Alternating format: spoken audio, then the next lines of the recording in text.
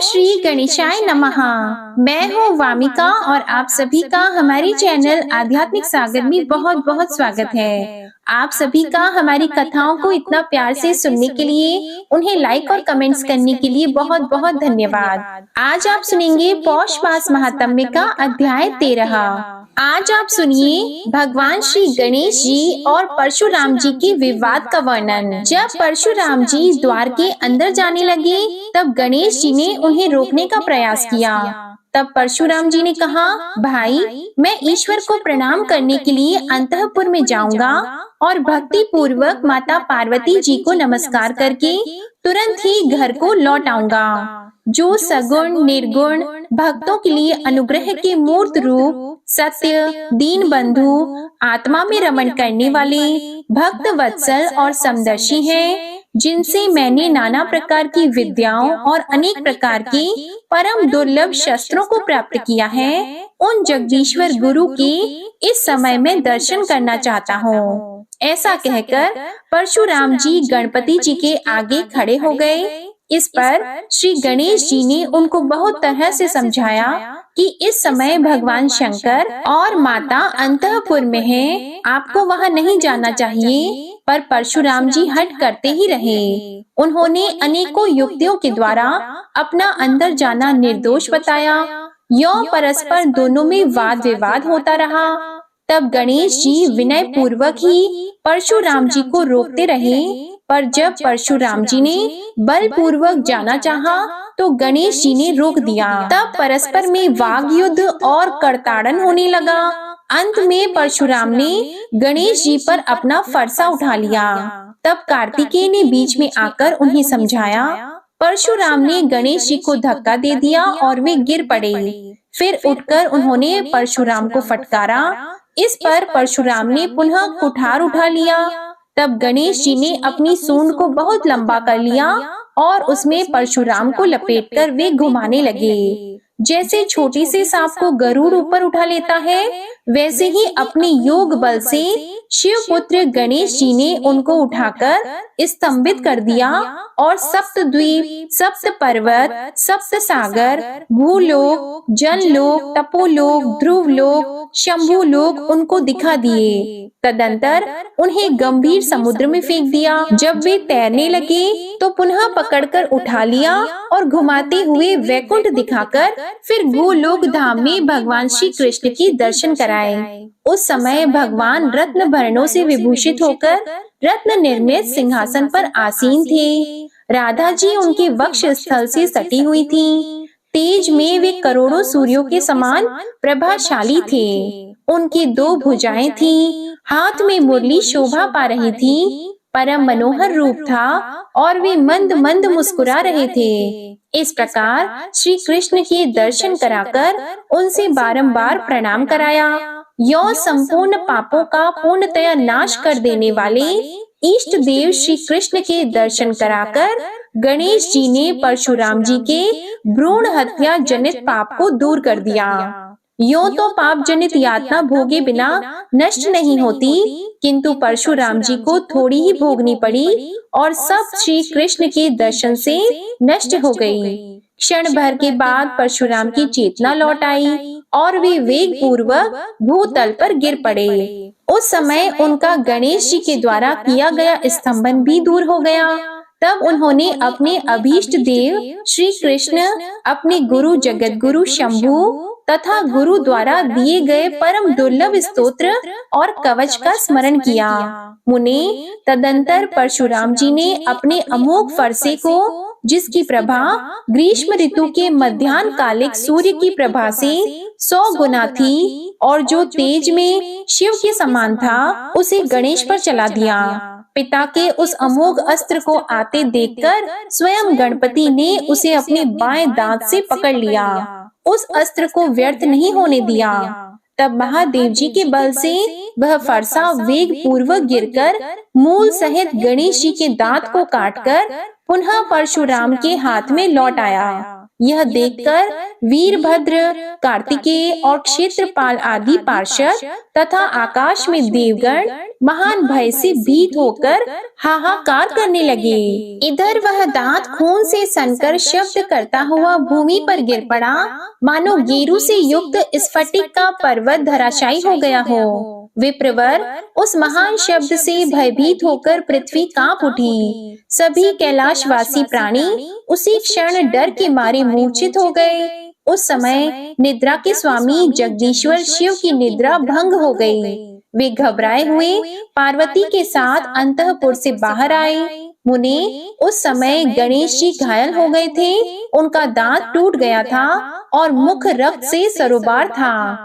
उनका क्रोध शांत हो गया था और वे लज्जित होकर मुस्कुराते हुए सिर झुकाए हुए थे। उन्हें इस दशा में सामने देखकर पार्वती ने शीघ्र ही स्कंद से पूछा, बेटा यह क्या बात है? तब स्कंद ने भयपूर्वक पूर्वापर का सारा वृतांत उनसे कह सुनाया। उसे सुनकर दुर्गा जी को क्रोध आ गया। वे कृपा परवश होकर रोने लगी और शंभू के सामने अपने पुत्र गणेश को हृदय से लगाकर बोली। सती साध्वी पार्वती ने शोक के कारण डरकर विनय पूर्वक शंभू को समझाया और फिर प्रणत होकर प्रणत की पीड़ा हरने वाले पति देव से कहने लगी। पार्वती जी ने कहा, प्रभु, जगत में सभी लोग शंकर की किंकरी मुझ दुर्गा को जानते हैं कि यह अपेक्षा रहित दासी है, उसका जीवन व्यर्थ है, परंतु ईश्वर के लिए तृण से लेकर पर्वत पर्यंत सभी जातियां समान है। अतः दासी पुत्र गणेश और आपके शिष्य परशुराम, इन दोनों में किसका दोष है, इस पर विचार करना उचित है, क्योंकि आप धर्मज्ञों में श्रेष्ठ हैं। वीरभद्र, कार्तिकेय और पार्षद गण इसके साक्षी हैं। भला गवाही के काम में झूठ कौन कहेगा? साथ ही ये दोनों भाई इन लोगों के लिए समान हैं। यूं तो धर्म निर्णय के अवसर पर गवाही देते समय सत्पुरुषों के लिए शत्रु और मित्र समान हो जाते हैं, अर्थात उनकी पक्षपात की भावना नहीं रहती, क्योंकि जो गवाह गवाही के विषय को ठीक ठीक जानते हुए भी सभा में काम, क्रोध, लोभ अथवा भय के कारण झूठी गवाही देता है, वह अपनी 100 पीढ़ियों को नरक में गिराकर स्वयं भी कुंभी पाक नरक में जाता है। यद्यपि मैं इन दोनों को समझाने तथा इसका निर्णय करने में समर्थ हूँ, फिर भी आपके समक्ष मेरा आज्ञा देना श्रुति में निंदित कहा गया है। प्रभु, सभा में राजा के वर्तमान रहते भृत्यों की प्रभा का उसी प्रकार मूल्य नहीं होता जैसे सूर्य के उदय होने पर पृथ्वी पर जुगनू की कोई गणना नहीं होती। सदा परित्याग के भय से डरी हुई मैंने चिरकाल तक तपस्या करके आपके चरण कमलों को पाया है। अतः जगन्नाथ, दारुण पुत्र स्नेह के कारण क्रोध, शोक और मोह के वशीभूत होकर मैंने जो कुछ कहा है उसे क्षमा कीजिए। यदि आपने मेरा परित्याग कर दिया तो उस पुत्र से क्या लाभ, क्योंकि उत्तम कुल में उत्पन्न हुई पतिव्रता नारी के लिए पति 100 पुत्रों से बढ़कर है। जो नारी नीच कुल में उत्पन्न, दुष्ट स्वभाव वाली, ज्ञानहीन और माता पिता के दोष से निंदित होती है, वह अपने पति को नहीं मानती। उत्तम कुल में पैदा हुई स्त्री अपने निंदित, पतित, मूर्ख, दरिद्र, रोगी और जड़ पति को भी सदा विष्णु के समान समझती है। समस्त तेजस्वियों में श्रेष्ठ अग्नि तथा सूर्य पतिव्रता के तेज की 16वीं कला की समानता नहीं कर सकते। महादान, पुण्यप्रद व्रत, उपवास और तप, ये सभी पति सेवा के 16वें अंश की समता करने के योग्य नहीं हैं। उत्तम कुल में जन्म लेने वाली स्त्रियों के लिए चाहे पुत्र हो, पिता हो अथवा सहोदर भाई हो, कोई भी पति के समान नहीं होता। स्वामी से इतना कहकर दुर्गा जी ने अपने सामने परशुराम को देखा, जो निर्भय होकर शंभू के चरण कमलों की सेवा कर रहे थे। तब पार्वती जी उनसे बोली, हे महाभाग राम, तुम ब्रह्मवंश में उत्पन्न हुए हो। तुम्हारी बुद्धि सद सत का विवेचन करने वाली है। तुम जमदग्नि के पुत्र और योगियों के गुरु इन महादेव के शिष्य हो। सती साध्वी रेणुका, जो लक्ष्मी के अंश से उत्तम कुल में उत्पन्न हुई है, तुम्हारी माता है। तुम्हारे नाना विष्णु भक्त और मामा उनसे भी बढ़कर वैष्णव हैं। तुम मनु के वंश में उत्पन्न हुए राजा रेणु के दौहित्र हो। साधु स्वभाव वाले शूरवीर राजा विष्णु यशा तुम्हारे मामा हैं। तुम किसके दोष से ऐसे दुर्धर्ष हो गए हो? इस अशुद्धि का कारण मुझे ज्ञात नहीं हो रहा है, क्योंकि जिनके दोष से मनुष्य दूषित हो जाता है, तुम्हारे वे सभी संबंधी शुद्ध मन वाले हैं। तुमने करुणा सागर गुरु और अमोघ फरसा पाकर पहले क्षत्रिय जाति पर परीक्षा करके पुनः गुरु पुत्र पर परीक्षा की है। कहाँ तो श्रुति में गुरु को दक्षिणा देना उचित है, यूं सुना जाता है, और कहाँ तुमने गुरु पुत्र के दांत को ही तोड़ दिया। अब उसका मस्तक भी काट डालो। शंकर के वरदान तथा अमोघ वीर्य फरसे से तो चूहों को खाने वाला सियार, सिंह और शार्दूल को भी मार सकता है। जितेंद्रिय पुरुषों में श्रेष्ठ गणेश तुम्हारे जैसे लाखों करोड़ों जंतुओं को मार डालने की शक्ति रखता है, परंतु वह मक्खी पर हाथ नहीं उठाता। श्री कृष्ण के अंश से उत्पन्न हुआ यह गणेश तेज में श्री कृष्ण के ही समान है। अन्य देवता श्री कृष्ण की कलाएं हैं, इसी से इसकी अग्र पूजा होती है। ऐसा कहकर पार्वती जी क्रोधवश उन परशुराम को मारने के लिए उद्यत हो गयीं। तब परशुराम ने मन ही मन गुरु को प्रणाम करके अपने इष्ट देव श्री कृष्ण का ध्यान किया। इतने में ही दुर्गा जी ने अपने सामने एक अत्यंत बौने ब्राह्मण बालक को उपस्थित देखा। उसकी कांति करोड़ों सूर्यों के समान थी। उसके दांत स्वच्छ थे। वह शुक्ल वस्त्र, शुक्ल यज्ञोपवीत, दंड, छत्र और ललाट पर उज्जवल तिलक धारण किए हुए था। उसके गले में तुलसी की माला थी। उसका रूप परम मनोहर था। मुख पर मंद मुस्कान थी और वह रत्नों के बाजूबंद, कंकण और रत्नमाला से विभूषित था। वह भक्तों का ईश और भक्त वत्सल था तथा भक्तों को बाएं हाथ से स्थिर मुद्रा और दाहिने हाथ से अभय मुद्रा दिखा रहा था। उसके साथ नगर के हंसते हुए बालक और बालिकाओं का समूह था और कैलाशवासी आबाल वृद्ध सभी उसकी ओर हर्ष पूर्वक देख रहे थे। उस बालक को देखकर पुत्रों तथा भृत्यों सहित शंभु ने घबराकर भक्ति पूर्वक सिर झुकाकर प्रणाम किया। इसके बाद दुर्गा जी ने भी दंड की भांति भूमि पर लेटकर नमस्कार किया। तब बालक ने सबको अभीष्ट प्रद आशीर्वाद दिया। उसे देखकर सभी बालक भय के कारण महान आश्चर्य में पड़ गए। फिर शिवजी ने भक्ति पूर्वक उसे षोडश उपचार समर्पित करके उस परिपूर्णतम की वेदोक्त विधि से पूजा की और फिर सिर झुकाकर काण्व शाखा में कहे हुए स्तोत्र के द्वारा उन सनातन भगवान की स्तुति की। उस समय उनके सर्वांग में रोमांच हो आया था। पुनः जो रत्न सिंहासन पर आसीन थे और अपने उत्कृष्ट तेज से जिन्होंने सबको आच्छादित कर रखा था, उन वामन भगवान से स्वयं शंकर जी कहने लगे। शंकर जी ने कहा, ब्राह्मण जो आत्माराम है उनके विषय में कुशल प्रश्न करना अत्यंत विडंबना की बात है, क्योंकि वे स्वयं कुशल के आधार और कुशल अकुशल के प्रदाता हैं। श्री कृष्ण की सेवा के फलोदय से आज आप जो मुझे अतिथि रूप से प्राप्त हुए हैं, इससे मेरा जन्म सफल और जीवन धन्य हो गया। कृपा सागर परिपूर्णतम श्री कृष्ण लोगों के उद्धार के लिए पुण्य क्षेत्र भारत में अपनी कला से अवतीर्ण हुए हैं। जिसने अतिथि का आदर सत्कार किया है, उसने मानो संपूर्ण देवताओं की पूजा कर ली, क्योंकि जिस पर अतिथि प्रसन्न हो जाता है उस पर स्वयं श्री हरि प्रसन्न हो जाते हैं। समस्त तीर्थों में स्नान करने से, सर्वस्व दान करने से, सभी प्रकार के व्रत उपवास से, संपूर्ण यज्ञों में दीक्षा ग्रहण करने से, सभी प्रकार की तपस्याओं से और कर्म अनुष्ठानों से जो फल प्राप्त होता है, वह अतिथि सेवा की 16वीं कला की समानता नहीं कर सकता।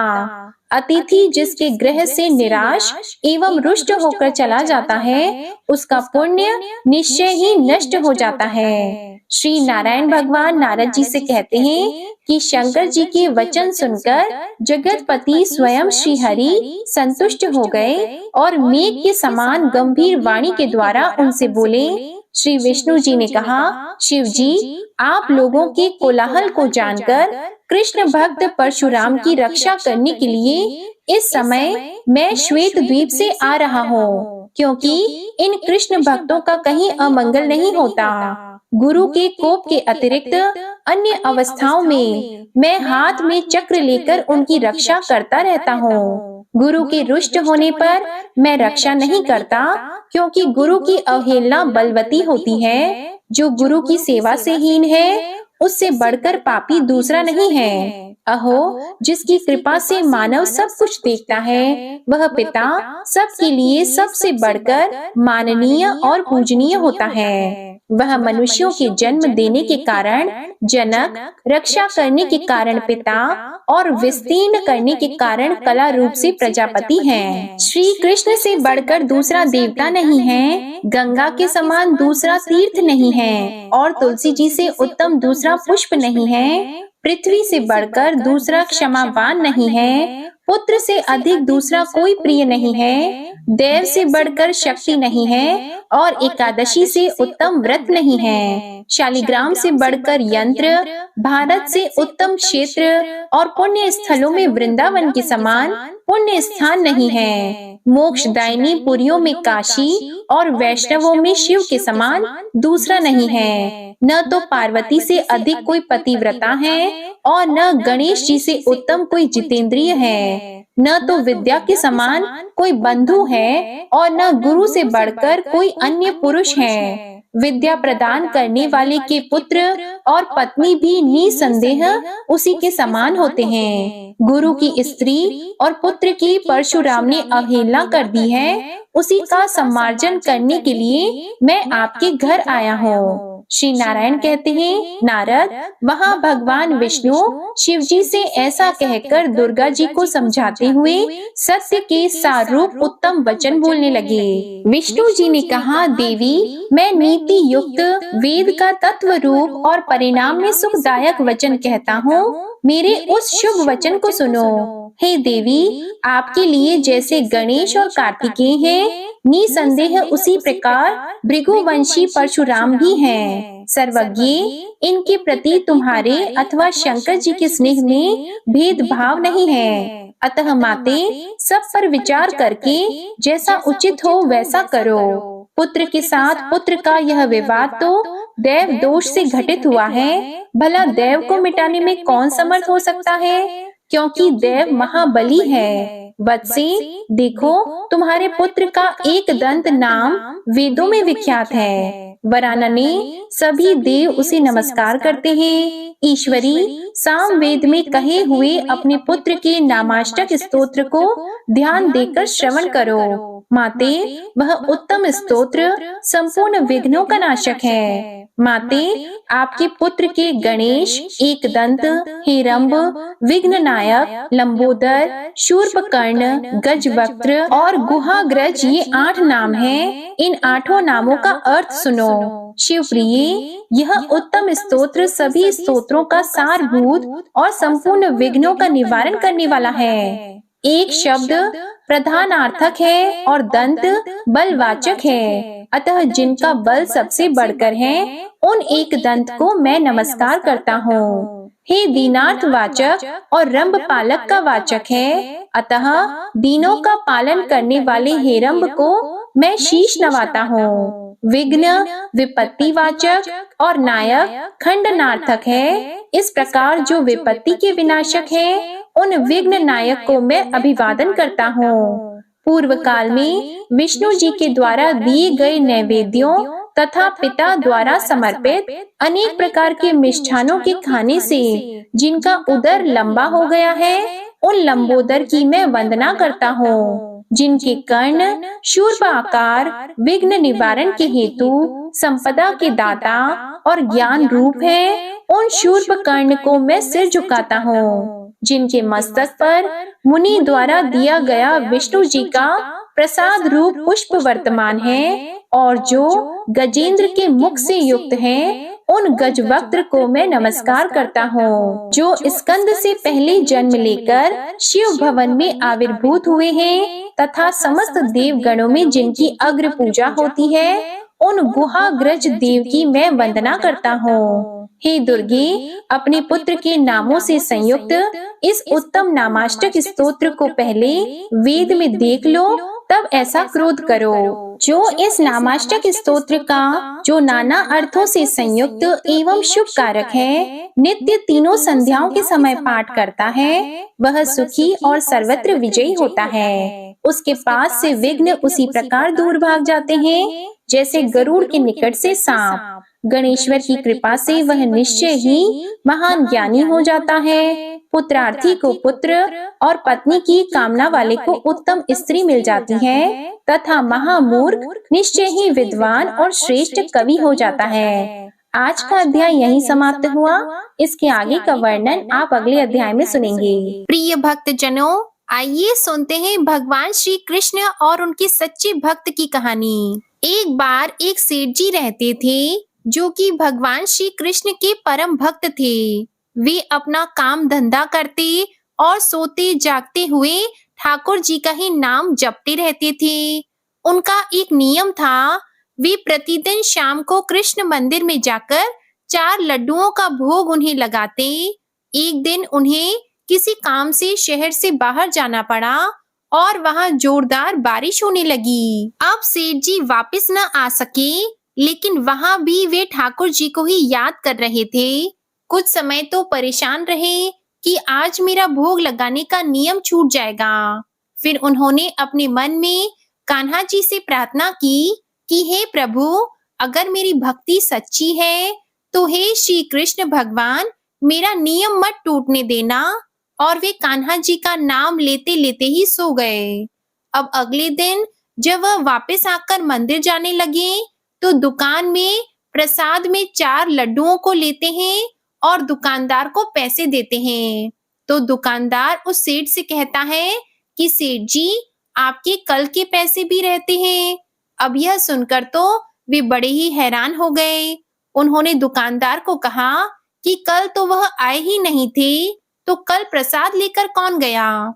तब दुकानदार ने उन्हें बताया कि कल एक छोटा सा लड़का बांसुरी पकड़े हुए आया था और उसने कहा कि 4 लड्डू दे दीजिए और सेठ जी के खाते में इसके पैसे लिख दीजिए। यह सुनते ही सेठ जी की आंखों से आंसुओं की धारा बहने लगी और तब उन्हें याद आया कि कल उन्होंने भगवान श्री कृष्ण से प्रार्थना की थी और उनसे कहा था कि ठाकुर जी, मैं तो नहीं आ सकता, पर आप तो किसी को भोग लेने भेज ही सकते हो।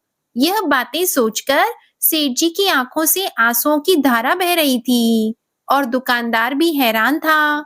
दुकानदार ने पूछा कि सेठ जी क्या हुआ? तब सेठ जी ने उस दुकानदार को सारा प्रसंग बताया। यह सुनकर तो दुकानदार सेठ जी के पैरों में गिर पड़े और बोले कि सेठ जी, आपकी सच्ची भक्ति की वजह से ही मुझे ठाकुर जी के दर्शन हुए हैं। प्रिय भक्त जनों, तो ठाकुर जी तो ऐसे ही हैं, जो उनकी सच्ची भक्ति करता है उसके सारे काम संवारने ठाकुर जी स्वयं आते हैं। तो प्रेम से बोलिए राधा कृष्ण भगवान की जय। आइए अब सुनते हैं श्रीमद् भगवत गीता का महात्म्य 12। श्री महादेव जी कहते हैं, हे पार्वती, दक्षिण दिशा में कोल्हापुर नामक एक नगर है जो सब प्रकार के सुखों का आधार, सिद्ध महात्माओं का निवास स्थान तथा सिद्धि प्राप्ति का क्षेत्र है। वह पराशक्ति भगवती लक्ष्मी की प्रधान पीठ है। संपूर्ण देवता उसका दर्शन करते हैं। वह पुराण प्रसिद्ध तीर्थ भोग और मोक्ष प्रदान करने वाला है। वहाँ करोड़ों तीर्थ और शिवलिंग है। रुद्र गया भी वहाँ है। एक दिन कोई युवक पुरुष नगर में आया। वह कहीं का राजकुमार था। उसके शरीर का रंग गोरा, नेत्र सुंदर, ग्रीवा शंख के समान, कंधे मोटे, छाती चौड़ी और भुजाएं बड़ी बड़ी थीं। नगर में प्रवेश करके सब ओर महलों की शोभा निहारता हुआ वह देवेश्वरी महालक्ष्मी के दर्शनार्थ उत्कंठित होकर मणिकंठ तीर्थ में गया और वहां स्नान करके उसने पितरों का तर्पण किया। फिर महामाया महालक्ष्मी जी को प्रणाम करके भक्ति पूर्वक स्तवन करना आरंभ किया।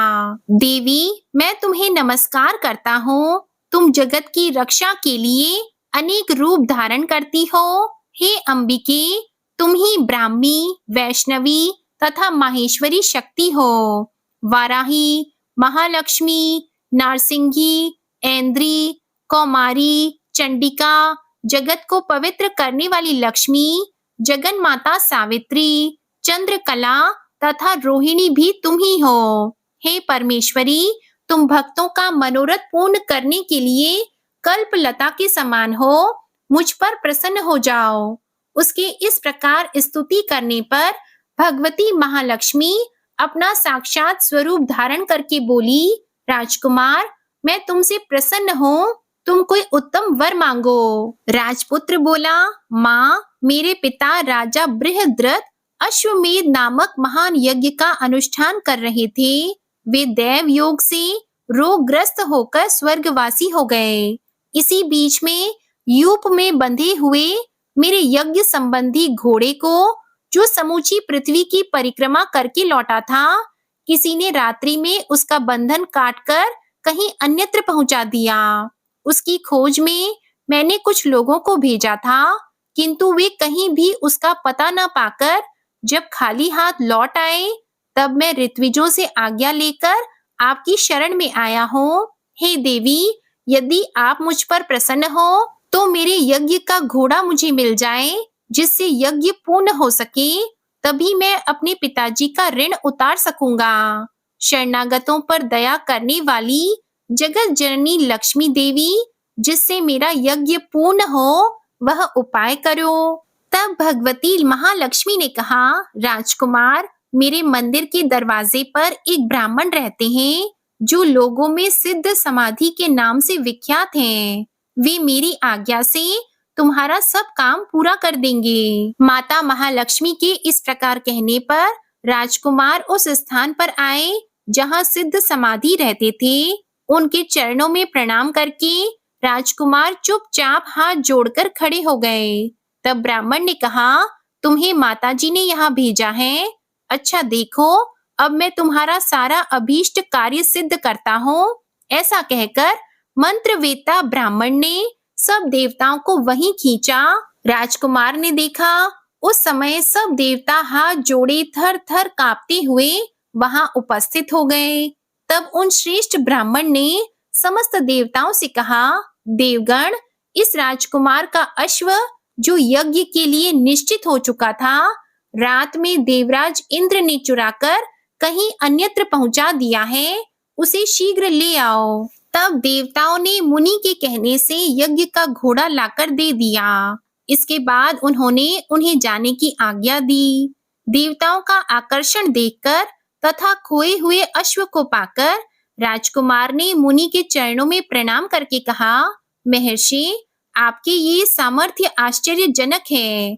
आप ही ऐसा कार्य कर सकते हैं, दूसरा कोई नहीं। ब्राह्मण, मेरी प्रार्थना सुनिए। मेरे पिता राजा बृहद्रथ अश्वमेध यज्ञ का अनुष्ठान आरंभ करके देव योग से मृत्यु को प्राप्त हो गए हैं। अभी तक उनका शरीर तपाए हुए तेल में सुखाकर मैंने रख छोड़ा है। आप उन्हें पुनः जीवित कर दीजिए। यह सुनकर महामुनि ब्राह्मण ने किंचित मुस्कुराकर कहा, चलो, वहां यज्ञ मंडप में तुम्हारे पिता मौजूद हैं, चलें। तब सिद्ध समाधि ने राजकुमार के साथ वहां जाकर जल अभिमंत्रित किया और उसे शव के मस्तक पर रखा। उसके रखते ही राजा सचेत होकर उठ बैठे। फिर उन्होंने ब्राह्मण को देखकर पूछा, धर्म स्वरूप, आप कौन हैं? तब राजकुमार ने महाराज से पहले का सारा हाल कह सुनाया। राजा ने अपने को पुनः जीवन दान देने वाले ब्राह्मण को नमस्कार करके पूछा, ब्राह्मण, किस पुण्य से आपको यह अलौकिक शक्ति प्राप्त हुई है? उनके यों कहने पर ब्राह्मण ने मधुर वाणी में कहा, राजन, मैं प्रतिदिन आलस्य रहित होकर गीता के 12वें अध्याय का जप करता हूँ।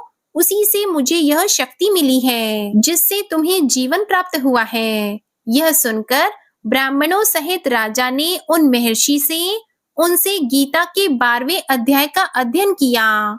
उसके महात्म्य से उन सबकी सद्गति हो गई और दूसरे दूसरे जीव भी उसके पाठ से परम मोक्ष को प्राप्त हो चुके हैं। जय श्री कृष्णा। श्रीमद् भगवत गीता का महात्म्य 12 संपूर्ण हुआ। प्रिय श्रोताओं, आइए अब गजेंद्र मोक्ष स्तोत्र का पाठ करते हैं।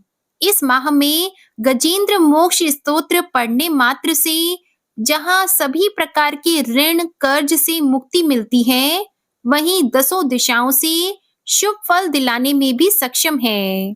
इस स्तोत्र का जाप करने से जीवन में किसी भी प्रकार की परेशानी से मुक्ति मिल जाती है। इस स्तोत्र में हाथी और मगरमच्छ के साथ हुए युद्ध का वर्णन किया गया है और गजेंद्र जब युद्ध से हार जाता है तो भगवान श्री हरि विष्णु का ध्यान करके उनकी स्तुति करता है और उस स्तुति से प्रसन्न होकर भगवान श्री हरि विष्णु आते हैं और उसे मोक्ष प्रदान करते हैं।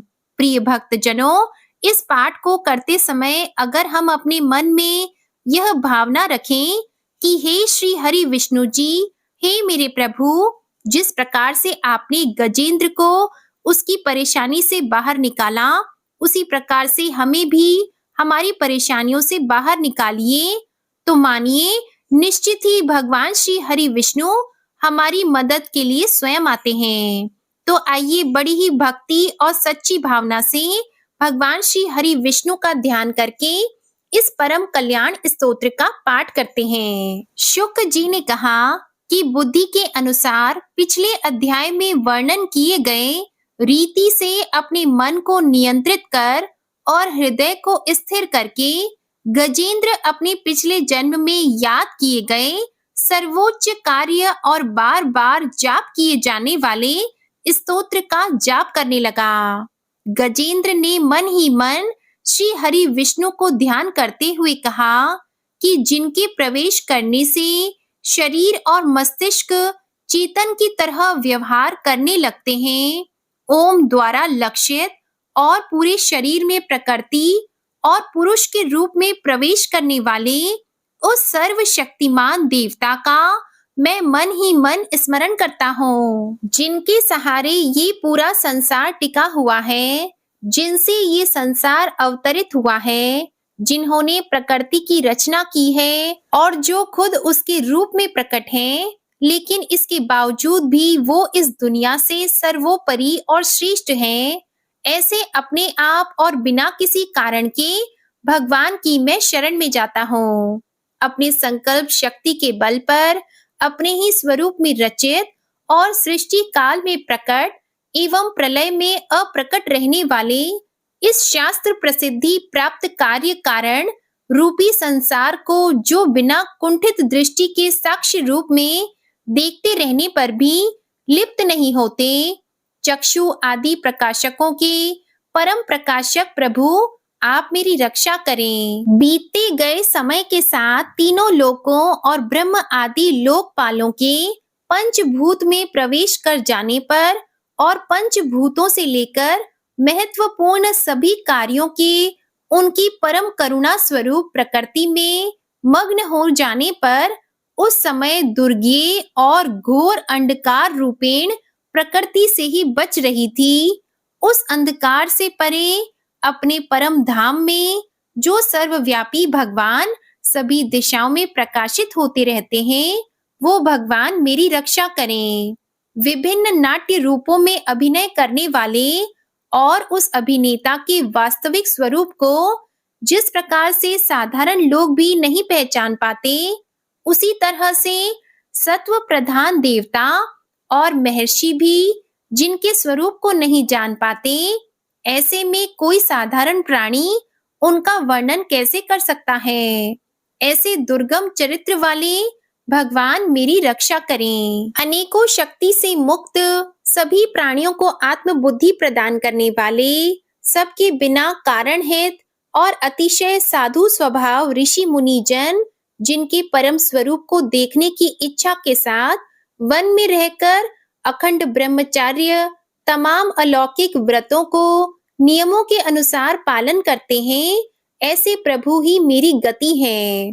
वह जिनका हमारी तरह ना तो जन्म होता है और ना जिनका अहंकार में कोई भी काम नहीं होता, जिनके निर्गुण रूप का ना कोई नाम है और ना कोई रूप है, इसके बावजूद भी वह समय के साथ इस संसार की सृष्टि और प्रलय के लिए अपनी इच्छा से अपने जन्म को स्वीकार करते हैं। उस अनंत शक्ति वाले परम ब्रह्मा परमेश्वर को मेरा नमस्कार है।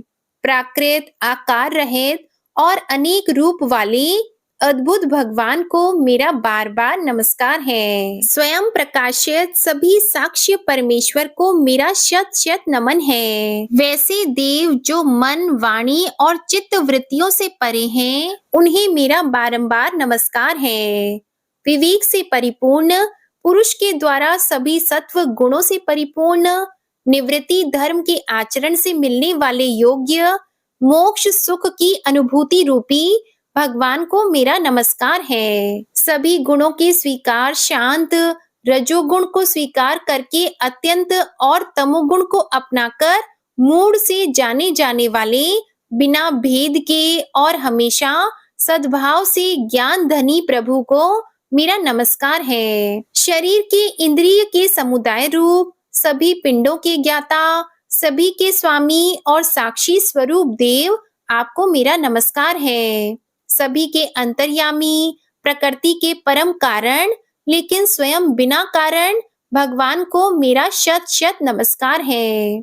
सभी इंद्रियों और सभी विषयों के जानकार, सभी प्रतीतियों के कारण रूप, संपूर्ण जड़ प्रपंच और सबकी मूलभूता अविद्या के द्वारा सूचित होने वाले और सभी विषयों में अविद्या रूप से भासने वाले भगवान को मेरा नमस्कार है। सबके कारण, लेकिन स्वयं बिना कारण होने पर भी बिना किसी परिणाम के होने की वजह से अन्य कारणों से भी विलक्षण कारण, आपको मेरा बार बार नमस्कार है।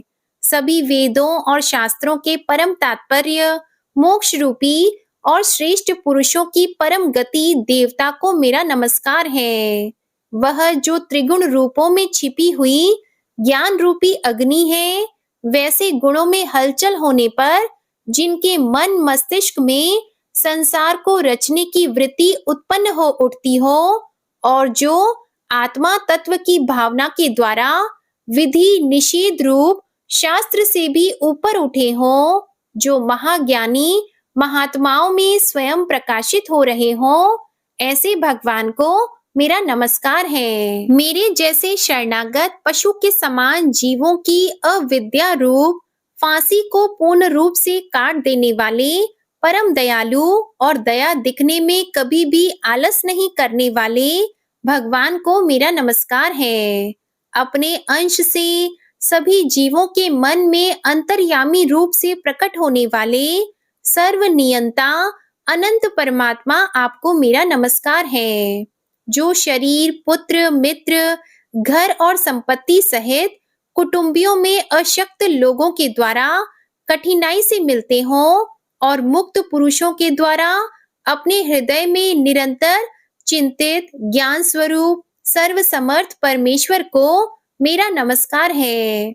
वह जिन्हें धर्म, अभिलषित भोग, धन और मोक्ष की कामना से मनन करके लोग अपनी मनचाही इच्छा पूर्ण कर लेते हैं, अपितु जिन्हें विभिन्न प्रकार के अयाचित भोग और अविनाशी पार्षद शरीर भी देते हैं, वैसे अत्यंत दयालु प्रभु मुझे इस प्रकार के विपदा से हमेशा के लिए बाहर निकालें। वह जिनके एक से अधिक भक्त हैं, जो मुख्य रूप से एकमात्र उसी भगवान की शरण में हैं, जो धर्म, अर्थ आदि किसी भी पदार्थ की अभिलाषा नहीं रखते हैं, जो केवल उन्हीं के परम मंगलमय एवं अत्यंत विलक्षण चरित्र का गुणगान करते हुए उनके आनंदमय समुद्र में गोती लगाते रहते हैं, उन अविनाशी, सर्वव्यापी, सर्वमान्य ब्रह्म आदि के भी नियामक, अभक्तों के लिए भी हमेशा प्रकट होने वाले,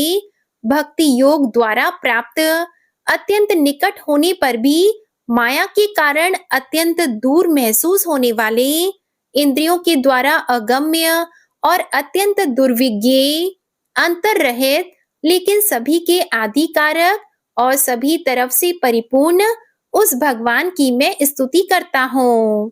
वो जो ब्रह्मा सहित सभी देवता, चारों वेद, समस्त चर और अचर जीव के नाम और आकृति भेद से, जिनके अत्यंत क्षुद्र अंशों से रचित हैं, जिस तरह से जलती हुई अग्नि की लपटें और सूरज की किरणें हर बार निकलती हैं और फिर से अपने कारण में लीन हो जाती है, उसी प्रकार बुद्धि, मस्तिष्क, इंद्रियां और नाना योनियों के शरीर, जिन सभी गुणों से प्राप्त शरीर जो स्वयं प्रकाश परमात्मा से अवतरित होकर फिर से उन्हीं में लीन हो जाता है। वह भगवान जो ना तो देवता है, ना असुर, ना मनुष्य और ना ही मनुष्य से नीचे किसी अन्य योनि के प्राणी, ना ही वो स्त्री है, ना पुरुष और ना ही नपुंसक और ना ही वो कोई ऐसे जीव हैं जिनका इन तीनों ही श्रेणी में समावेश है। वो ना तो गुण है, ना कर्म है, वो ना ही कार्य है और ना ही कारण। इन सभी योनियों का निषेध होने पर जो बचता है वही उनका असली रूप है। ऐसे प्रभु मेरा उत्थान करने के लिए प्रकट हो। अब मैं इस मगरमच्छ के चंगुल से आजाद होने के बाद जीवित नहीं रहना चाहता। इसकी वजह यह है कि मैं सभी तरफ से अज्ञानता से ढके इस हाथी के शरीर का क्या करूं? मैं आत्मा के प्रकाश से ढक देने वाले अज्ञानता से युक्त इस हाथी के शरीर से मुक्त होना चाहता हूँ, जिसका काल क्रम से अपने नाश नहीं होता बल्कि ईश्वर की दया और ज्ञान से उदय हो पाता है। इस प्रकार से मोक्ष के लिए लालायित संसार के रचयिता स्वयं संसार के रूप में प्रकट, लेकिन संसार से परे, संसार में एक खिलौने की तरह खेलने वाले, संसार में आत्म रूप से व्याप्त, अजन्मा, सर्वव्यापी एवं प्राप्य वस्तुओं में सर्वश्रेष्ठ श्री हरि का केवल स्मरण करता हूँ और उनकी शरण में जाता हूँ। वह जिन्होंने भगवत शक्ति रूपी योग के द्वारा कर्मों को जला डाला है, जिन्हें समस्त योगी ऋषि अपने योग के द्वारा अपनी शुद्ध हृदय में प्रकट देखते हैं, उन योगेश्वर भगवान को मेरा नमस्कार है। वह जिनके तिगुणे शक्तियों का राग, रूप, वेग और असहाय है, जो सभी इंद्रियों के विषय रूप में मौजूद हैं, वह जिनकी इंद्रियां समस्त विषयों में ही बसी रहती हैं, ऐसे लोग जिनको मार्ग मिलना भी असंभव नहीं है, वैसे शरणागत एवं अपार शक्तिशाली वाले भगवान आपको मेरा नमस्कार है। वह जिनकी अविद्या नाम के शक्ति के कार्य रूप से ढके हुए हैं, वह जिनके रूप को जीव समझ नहीं पाते, ऐसे अपार महिमा वाले भगवान की मैं शरण लेता हूँ। श्री शुकदेव जी कहते हैं कि वह जिसने पूर्व प्रकार से भगवान के भेद रहित सभी निराकार रूप का वर्णन किया था, उस गजराज के करीब जब ब्रह्मा जी साथ में अन्य कोई देवता नहीं आए, जो अपने विभिन्न प्रकार की विशेष विग्रह को ही अपना रूप मानते हैं, ऐसे में साक्षात विष्णु जी, जो सभी के आत्मा होने के कारण सभी देवताओं के रूप हैं, तब वहां प्रकट हुए। गजराज को इस प्रकार से दुखी देखकर और उसके पढ़े गए स्तुति को सुनकर चक्रधारी प्रभु इच्छा अनुसार वेग वाले गरुड़ की पीठ पर सवार होकर सभी देवों के साथ उस स्थान पर पहुंचे जहां वह गज था। सरोवर के अंदर महाबलशाली मगरमच्छ द्वारा जकड़े और दुखी उस हाथी ने आसमान में गरुड़ की पीठ पर बैठे और हाथों में चक्र लिए भगवान विष्णु को आते हुए जब देखा, तो वह अपनी सूंड में पहले से ही उनकी पूजा के लिए रखे कमल के फूल को श्री हरि पर बरसाते हुए कहने लगा, सर्व पूज्य भगवान श्री हरि, आपको मेरा प्रणाम। सर्व पूज्य भगवान श्री हरि, आपको मेरा नमस्कार। लाचार हाथी को देखकर श्री हरि विष्णु गरुड़ से नीचे उतरकर सरोवर में उतर आए और बेहद दुखी होकर ग्राह सहित उस गज को तुरंत ही सरोवर से बाहर निकाल आए और देखते ही देखते अपने चक्र से मगरमच्छ के गर्दन को काट दिए और हाथी को उस पीड़ा से बाहर निकाल लिया। प्रिय भक्तजनों, इस प्रकार गजेंद्र मोक्ष स्तोत्र संपूर्ण हुआ। प्रेम से बोलिए भगवान श्री हरि विष्णु जी की जय। जय माता लक्ष्मी जी, जय हो नारायण भगवान की। आज की कथा पसंद आए तो वीडियो को लाइक करके चैनल को जरूर सब्सक्राइब कीजिएगा और इसी के साथ आज आप हमारे चैनल पर शनि प्रदोष व्रत की कथा भी जरूर सुनिएगा। प्रेम से बोलिए भगवान श्री लक्ष्मी नारायण जी की जय।